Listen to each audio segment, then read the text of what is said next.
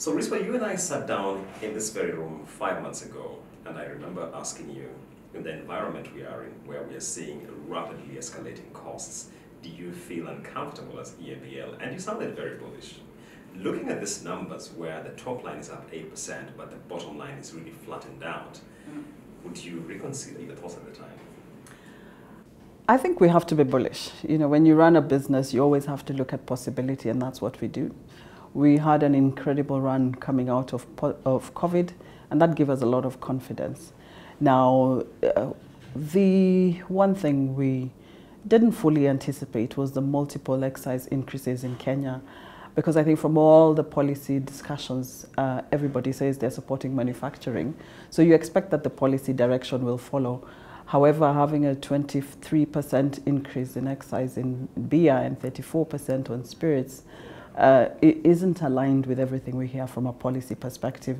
So I think that was one of the curveballs that came along our way.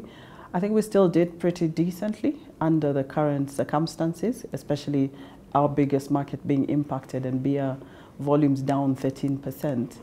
We still managed to come up, or we measure ourselves by net revenue, because gross revenue is, government is getting the upside, but 4% growth in revenue, fairly decent during such rough times. Remember, in this period also subsidies were lifted, so the impact on consumers was huge. So with that, I think bringing any growth on the top line and holding profits is a decent outcome. Yeah. If you look at it, the hit you're taking from indirect taxes, yes, and you clap it up with the corporate tax, yeah, it's now gobbling up to half of EABL's top line. Yeah. And I'd imagine, where in your heart, do you feel there's a point where you have even a psychological ceiling where something has to give? Yeah, I mean, something has to give. And, you know, for us manufacturers, we invest for the long term. When I think about what we've just done with biomass in Kenya and Uganda, that's 5.5 billion shillings. You can't switch it on and off. So you need a policy that's consistent, that enables you to keep people employed, to keep volumes running, and to be able to justify and finance such investments. So I think we are reaching the point where continuous excise increases damage volume to where, you know, it becomes a difficult position to be in with the kind of investments that we have.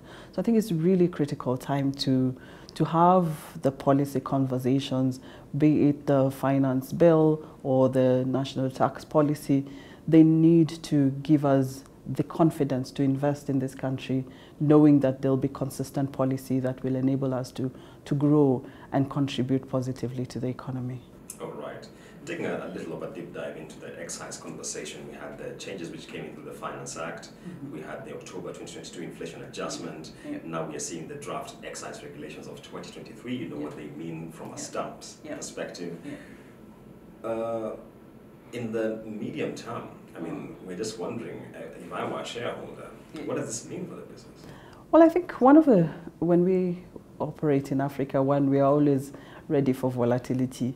So you have to think about investments in our country and in other countries that are in the developing world for the long term. So I think we still believe in this market for the long term. We also know we need to make sure that we are diversifying so that, you know, you're able to get other sources. But I think we are very, very confident still that for the long term, this makes sense as a market to be in.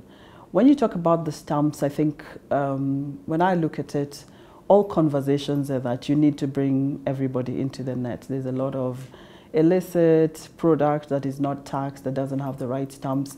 And I think, you know, some of the higher authorities have even commented on just the divergence of the amount of stamps being bought versus what they expect. So you would think the highest priority is to make everybody compliant rather than to increase for those who are compliant. So I would hope that there's a review of priorities on that matter. I see. In the Kenyan market, volumes are tanking, and I'm wondering, how do you keep your margins not too thinned out in such an environment? Yeah, I mean, tanking is a little bit dramatic. So the spirit side is quite resilient. And when we think about it, it's the mainstream beer and the value beer, that's where we're seeing a lot of the pressure. Unfortunately, that tends to slide down into illicit and counterfeit products, which again is counterproductive. So it's encouraging to hear government talk about addressing illicit, because when they do that, then it helps. But they have to support that with the right policy to keep the value and mainstream products affordable, so that consumers can be able to afford them. In the back of our minds, we're also looking at how do you diversify, how do you consistently, if you look at our results, productivity is a big part. We also think some of the inflation that we've had in this year will start to come off given some of the global dynamics, so some of it will come off. But I think the key thing is to make sure that product is affordable. And when it's affordable, the volumes grow, and when they grow, the taxes grow, and people don't fall into illicit where everything goes the wrong way. So I think that's where we're sitting, is that the results of the short-term actions, they show very quickly, and hopefully we have room to course correct from a policy perspective. And still on the regional footprint kind of look, so seeing double digit in Tanzania, in Uganda, Kenya is down 1%. Yeah. Do you feel that from a CapEx standpoint then it's beginning to amplify the case for more focus outside the country? Well, I think about it more that right now our business is still above 60% Kenya, 64%, which means that where we can grow more is in Uganda and Tanzania, and that's reflected in even the investments we made through COVID, which is why Uganda is able to grow. Having invested means that they can now supply the volumes that they have, and that means that we get better results out of there. Similarly with Tanzania. So I don't think it's a reduced focus on Kenya. I think it's just looking at where you should invest means where there's headroom for more growth. So priority in Kenya is to really maximize and utilize the facilities we have. There are areas where we're investing, like Jane talked about the spirits line, line 5, which is now live, where we've seen growth, we've put investment behind it. And things like the microbrewery, which have a bigger purpose in enabling us to be more innovative locally and to give our customers the visitor experience so they get to understand our products better, are things that we also think are important. So I don't think there's a move away from Kenya or anything like that. It's just that we have capacity right now in Kenya that we need, and we maybe have put down more capacity in Uganda and Tanzania because there's a lot more headroom to grow there. Okay. And Risper, how is in the numbers we have seen this morning, how is the on-trade, off-trade mix looking like? And why mustn't that? Because we're coming from a period where we were recurrently talking about COVID-19 for it meant, and now is it a rebalancing, or how is it looking? Yeah, I think a lot of it has stuck. The off-trade grew during COVID. E-commerce and at-home consumption all grew during COVID, and we've also just shifted ourselves to align to that. So if you just look at the number of shops that are doing really good business on off-trade, still continue. So I would say the off-trade doubled since pre-COVID, and that has really sustained, and some of the enforcement actions we're seeing continue to support that. So yeah, so I think our business is changing, our customers are changing, and we are adapting on the methods in which we reach them. Jane shared some of them at the presentation, and yeah, I think it's the line between on and off is becoming more and more fluid by the day. Yeah. Right. And in the numbers we've seen, I think FX impact looks a little moderated compared to what we've seen before. Do you think now FX as a risk factor is getting to the back burner? Not quite. It's still one of the things we worry about.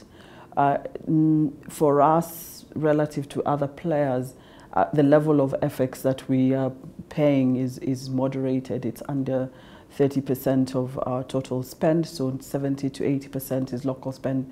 So our FX utilization isn't as high. But having said that, we did feel the impact of limited access to FX, and also the rates just, where they're sitting right now.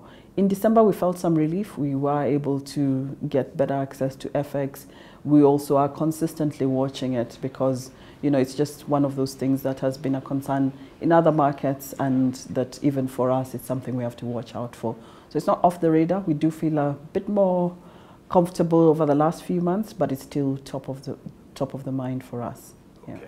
And Speak to us about the issue of the net borrowing line we've seen in the numbers. Yeah, well, first, there are two things to it. One is that when you have long-term loans and they start to amortize, any amount that is due in 12 months comes down into short-term borrowing. So those are the amounts that are payable over the next few months on the loans that we've been carrying for a while, some of which were on moratorium.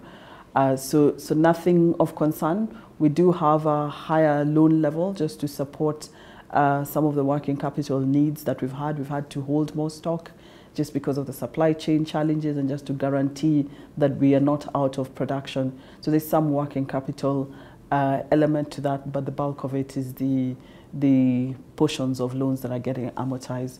So there's obviously a case to review the loan tenors once again and make sure that they are always reflective of the investments we've put behind those loans, and that's an ongoing activity for us.